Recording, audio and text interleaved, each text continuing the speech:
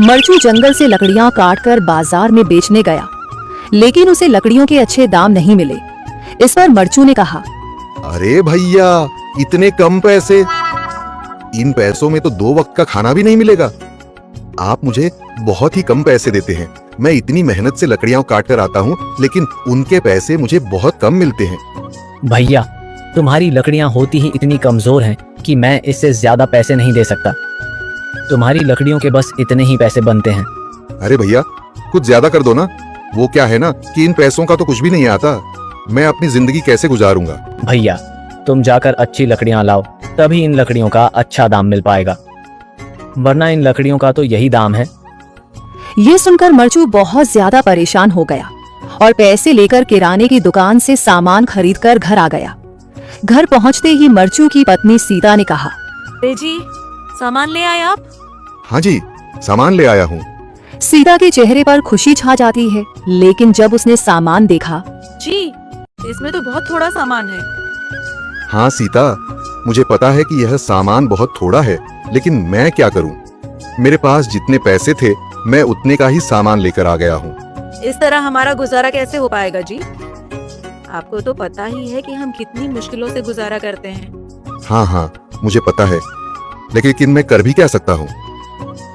मेरे पास इतने पैसे ही नहीं कि हम एक अच्छी जिंदगी गुजार सकें। इतनी मेहनत कर रहा हूँ, लेकिन फिर भी मेहनत का फल नहीं मिल रहा। इतनी मेहनत से अच्छी लकड़ी काट कर आता हूँ, लेकिन मुनासिब दाम नहीं मिलता। मैं तो बहुत परेशान हूँ। क्या करूँ? कहाँ जाऊँ? अरे जी, आप परेशान न हो, आप कोई और काम देख लें। मैंने कई बार काम तलाशने की कोशिश की, पर किसी ने भी मुझे काम नहीं दिया। ये सुनकर सीता भी काफी ज्यादा परेशान हो गई। मरचू से सीता की परेशानी नहीं देखी गई। उसने अपनी पत्नी सीता से कहा, मैं फिर से जंगल की ओर जा रहा हूँ। अरे जी, अभी मत जाइए ना, वैसे भी शाम हो रही है। आप कल चले जाइएगा, अभी मत जाइए। ठीक है, अगर तुम रोक रही हो तो मैं नहीं जाता। मैं कल चला जाऊंगा। इसके बाद मरचू गांव में घूमने के लिए चला गया। तभी उसे एक आदमी मिला और उसने कहा, कहाँ जा रहे हो भैया? और सुनाओ, क्या हाल चाल है? जिंदगी कैसे गुजर रही है? अरे भैया, तुम्हें तो पता है कि लकड़ियां काटकर कैसे गुजारा होता है। हाँ भैया, तुम सही कह रहे हो। और आसपास के जंगलों में अच्छी लकड़ियां भी नहीं है। इसके लिए तो जंगल के अंदर जाना पड़ेगा। पर जंगल के अंदर तो काफी सारे जंगली जानवर होंगे। मुझे बहुत डर लगता है भैया, मैं जंगल में कैसे जाऊंगा? हाँ भैया, जंगली जानवर तो होंगे, लेकिन अच्छी लकड़ियां तो वहीं से ही मिलेंगी।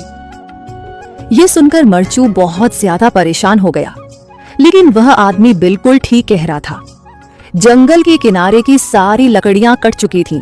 अब सिर्फ जंगल के अंदर ही अच्छी लकड़ियां बची थीं। अगली सुबह मरचू लकड़ियां काटने जंगल की ओर चल पड़ा। जंगल में आने के बाद मरचू ने कहा, अरे, यहाँ पर तो लकड़ियां ही नहीं हैं। वो आदमी सही कह रहा था, लकड़ियों के लिए तो जंगल के अंदर ही जाना पड़ेगा। और जंगल के अंदर जाना क्या सही रहेगा? मुझे तो बहुत डर लग रहा है, क्योंकि वहां पर तो काफी सारे जंगली जानवर होंगे जो खतरनाक होंगे। अगर आज मैं जंगल के अंदर नहीं गया तो मैं आज घर पैसे लेकर नहीं जा सकूंगा, और फिर जब पैसे नहीं होंगे तो गुजारा कैसे होगा? मरचू जंगल के बाहर खड़ा सोचता ही रहा और फिर उसने सोचा, अरे, यहाँ पर भी कोई मजबूत पेड़ दिखाई नहीं दे रहा जिससे मैं लकड़ियां काटकर घर ले जा सकूं।